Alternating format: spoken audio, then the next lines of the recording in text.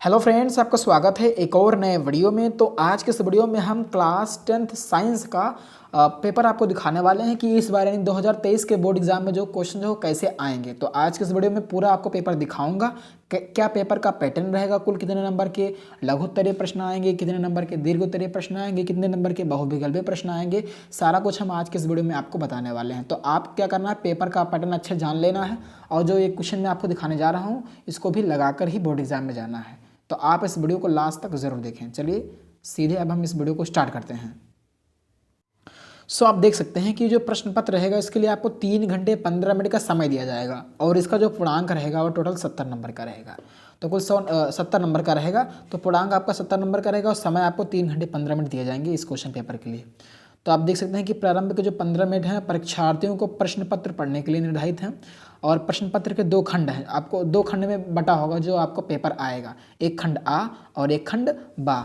अगर हम बात करें खंड आ की और खंड बा, तीनों उपखंड में बटे होंगे। खंड का हो गया, खा गा में विभाजित हैं। प्रश्न पत्र खंड आ में बहुविकल्पीय प्रश्न है। कौन से प्रश्न है? बहुविकल्पीय प्रश्न है, जिसमें सही विकल्प का चुनाव कर OMR शीट पर नीले अथवा काले बाल पॉइंट पेन से ही सही विकल्प वाले गोले को भरें। यानी 20 खंड आ में टोटल 20 ऑब्जेक्टिव टाइप क्वेश्चन रहेंगे, उसको आपको OMR शीट मिलेगी, उसमें आपको भरना पड़ेगा। कुल 20 प्रश्न रहेंगे और उसको आपको OMR शीट में भरना पड़ेगा जो सही रहेगा, नीले या काले बाल पॉइंट पेन से। और वहीं अगर हम ये देख सकते हैं बहुविकल्प प्रश्न है तो प्रत्येक प्रश्न के लिए 1 अंक निर्धारित है। कुल 20 प्रश्न रहेंगे और सभी के लिए 1 अंक है, यानी 1-1 नंबर का रहेगा। और वहीं बात करें हम खंड का के प्रश्नों को हल करने के लिए 1 घंटा तथा खंड बा के प्रश्नों को हल करने के लिए 2 घंटे का समय जो है वो निर्धारित है। खंड बा जो है खंड बा में वर्णनात्मक प्रश्न है, वर्णनात्मक प्रश्न है खंड बा में। और वहीं प्रत्येक प्रश्न के सम्मुख उनके अंक निर्धारित हैं। खंड बा के प्रत्येक उपखंड के सभी प्रश्नों का एक साथ करना आवश्यक है। प्रत्येक उपखंड नए प्रश्न से आरंभ किया जाए, सभी प्रश्न जो है वो अनिवार्य है। तो ये चीज़ रहेगा आपका पैटर्न। तो कुल पेपर जो होगा 2 भागों में बटा होगा, एक तो खंड आ और एक खंड बा। खंड आ जो रहेगा वो 20 नंबर का रहेगा, खंड बा जो रहेगा वो 50 नंबर का रहेगा। खंड आ को आपको OMR शीट में भरना पड़ेगा, खंड बा को आपको लिखना पड़ेगा। ठीक, 20 क्वेश्चन ऑब्जेक्टिव रहेंगे। तो ये पेपर का पैटर्न रहेगा। चलिए अब आपको दिखाते हैं। तो यहाँ से स्टार्ट होता है खंड आ, जो कि बहुविकल्पीय प्रश्न है। इसमें कुल टोटल 20 प्रश्न रहेंगे और 1-1 नंबर के सभी प्रश्न रहेंगे। तो देखते हैं इसमें किस तरीके से प्रश्न जो है पूछा जाता है। जैसा कि पहला प्रश्न आपकी स्क्रीन पर यह है कि जब प्रकाश नेत्र में प्रवेश करता है तो अधिकांश अपवर्तन कहाँ होता है? क्रिस्टलीय लेंस पर या सूक्ष्ममंडल पर यानी कॉर्निया पर या परितालिका पर या पुतली पर? तो ये पहला प्रश्न है।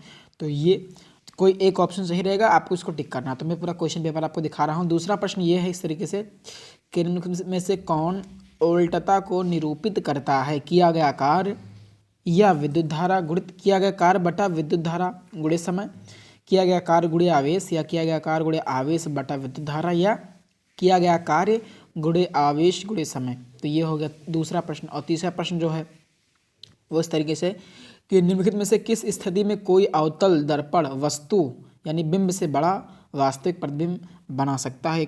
4 विकल्प दिए गए हैं, कोई एक विकल्प सही है और उसी को ऐसे ही आपको OMR शीट मिलेगी और उसमें ऐसे 4 विकल्प दिए रहेंगे। किसी एक विकल्प को आपको क्या करना पड़ेगा? गोला भरना पड़ेगा इस तरीके से। चौथा प्रश्न ये है कि कक्षा में सबसे पीछे बेंच पर बैठा कोई विद्यार्थी श्यामपट्ट पर लिखे अक्षरों को पढ़ सकता है परंतु पाठ्यक्रम में लिखे अक्षरों को नहीं पढ़ पाता है। निम्नलिखित में से कौन सा कथन जो है वो सत्य है? आपको कोई एक इसमें कथन जो हो सत्य है वो चूज करना है और OMR शीट में भरना है। तो अगली वीडियो में इसका सोल्यूशन भी आपको दूंगा। 5वां क्वेश्चन ये है कि 5 प्रतिरोधकों जिनमें प्रत्येक का प्रतिरोध 1/5 ओम है का उपयोग करके कितना न्यूनतम प्रतिरोध जो है बनाया जा सकता है? 1/5 ओम या 1/25 ओम या 1/10 ओम या 25 ओम? तो ये इस तरीके से। छठा प्रश्न ये है, फिगर पर बेस्ड क्वेश्चन है कि दिए गए चित्र के अनुसार कागज के तल में स्थित किसी क्षैतिज तार में पूर्व से पश्चिम की ओर कोई विनियत धारा प्रवाहित हो रही है। चुंबकीय क्षेत्र की दिशा उत्तर से दक्षिण की ओर उस बिंदु पर होगी जो तार के ठीक ऊपर है या तार के ठीक नीचे है। यह ऑप्शन नंबर ग है, कागज के तल में तार के उत्तर में स्थित है या कागज के तल में तार के दक्षिण में स्थित है। एक विकल्प सही रहेगा। अगले वीडियो में इसका सोल्यूशन दूंगा। तो 7वां प्रश्न ये है कि निम्नलिखित में से किसके द्वारा अनंत पर स्थित किसी वस्तु का जो प्रतिबिंब है वो अत्यधिक छोटा बनेगा? केवल अवतल दर्पण या उत्तल दर्पण या केवल उत्तल लेंस या अवतल दर्पण, उत्तल दर्पण, अवतल लेंस तथा उत्तल लेंस, ये आपको बताना है। तो ये हो गया। अगला प्रश्न उपखंड बा है, यानी पहले क्वेश्चन का जो खंड आ है उसका उपखंड खा है। तो इसमें 8वां प्रश्न ये है कि एक मिश्र धातु है, एक तत्व है या एक यौगिक है या समांग मिश्रण है या विषमांग मिश्रण है। तो ये आपको बताना है। ये 8वां प्रश्न हो गया। 9वां प्रश्न इस तरीके से पूछा हुआ है कि निम्नलिखित में से असंतृप्त हाइड्रोकार्बन को आपको पहचानना है। नीचे विकल्प दिए हुए हैं और कोई एक विकल्प सही है तो आपको बताना है इसमें से कौन सही है, ए, बी या बी तथा डी या सी तथा डी या बी तथा सी। तो ये आपको बताना है। इस फिगर को देखना, इस स्ट्रक्चर को देखना है, संरचना को देखना है और आपको इसका आंसर जो है वो देना है। चलिए आगे बढ़ते हैं।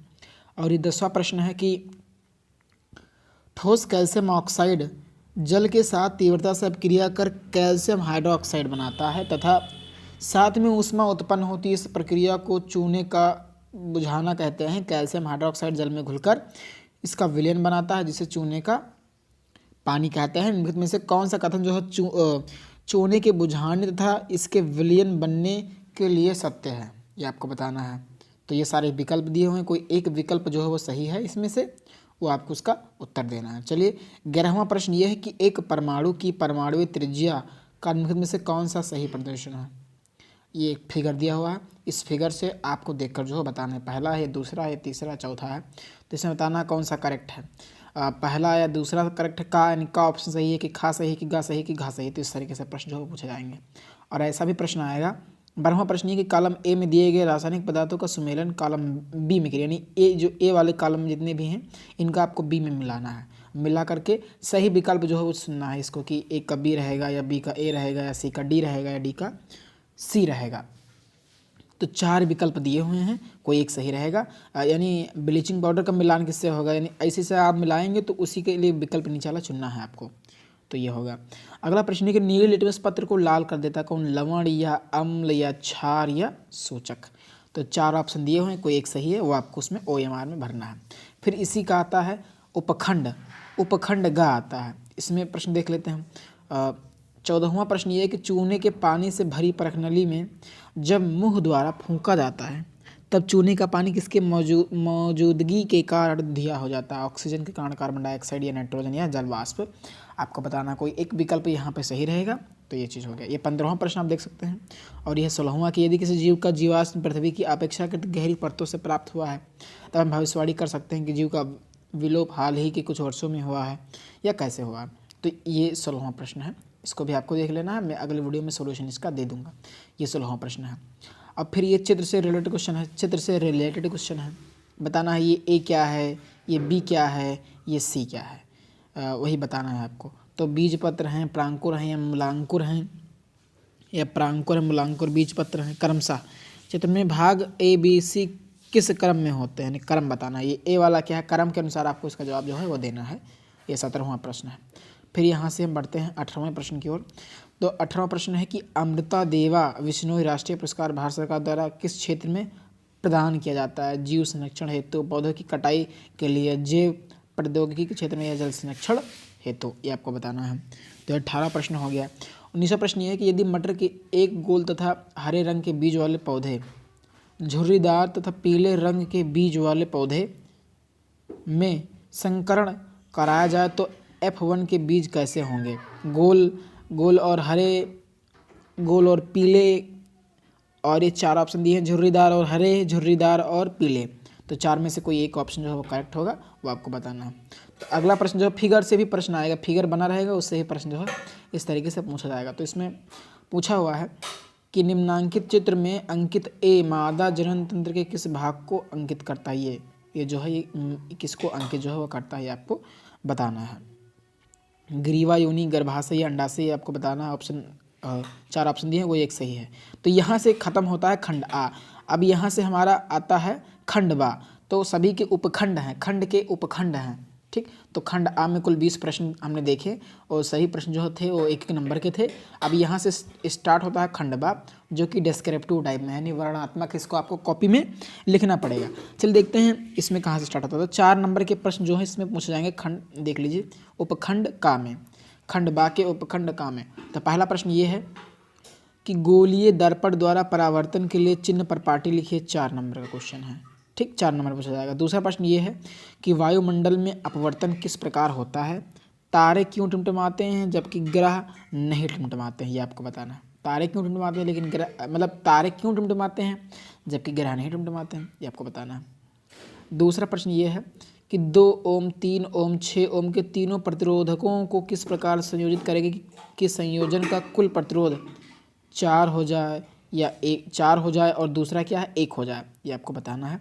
ये दूसरा प्रश्न है, ठीक। अगला प्रश्न मतलब तीसरा क्वेश्चन है, 4 नंबर का ये भी है। और फिर चौथा प्रश्न ये है, इसमें 2 क्वेश्चन है, या तो आप ये वाला करेंगे ऊपर वाला, या आप एक ये वाला करेंगे, मतलब 2 में से कोई एक करना। अथवा लगा है तो 2 में से आपको एक करना है। कि दक्षिण हस्त अंगुष्ठ नियम में अंगूठे की दिशा क्या निर्दिष्ट करती है। यह नियम किस प्रकार फ्लेमिंग के वाम हस्त नियम से भिन्न है। किसी क्षैतिज शक्ति संचरण लाइन में पूर्व से पश्चिम की ओर विद्युत धारा प्रवाहित हो रही है। इसके ठीक नीचे किस बिंदु पर तथा इसके ठीक ऊपर किसी बिंदु पर, इसके ठीक नीचे किसी बिंदु पर तथा इसके ठीक ऊपर किसी बिंदु पर चुंबकीय क्षेत्र की दिशा क्या होगी। 6 नंबर का प्रश्न है, लॉन्ग में पूछा गया सवाल है। तो लॉन्ग वाला 2 पूछा जाएगा, कोई आपको एक करना रहेगा। दूसरा ये विद्युत मोटर का सिद्धांत तथा कार्यविधि स्पष्ट कीजिए। विद्युत मोटर में विभक्त वलय का क्या महत्व, 6 नंबर का सवाल है।